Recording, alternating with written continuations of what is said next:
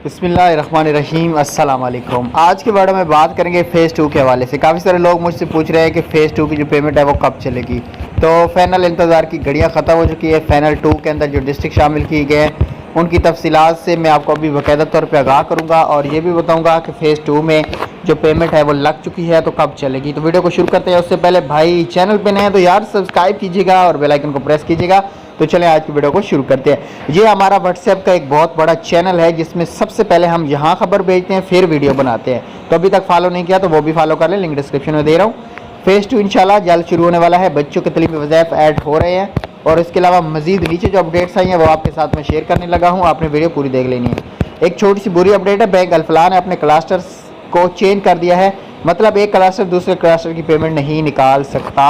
और आज Benazir income support programme के तमाम दफ्तर और वेबसाइट बंद थे। कल से बाकायदा तौर पे सारे कुछ चल जाएगा।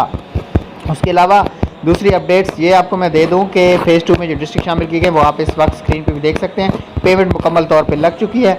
आखिरकार बेनज़ीर इनकम फ़ेज़ 2 की तरफ का बाकायदा आगाज़ किया जा रहा है। बेनज़ीर इनकम सपोर्ट प्रोग्राम जुम्मे से कल से पेमेंट स्टार्ट की जाएगी। बैंक ऑफ पंजाब है और इसके अलावा HBL है, इजी पैसा है। ये दो बैंक देंगे पेमेंट। जो डिस्ट्रिक्ट फाइनल हुए हैं उनके नाम ये हैं, ठीक है।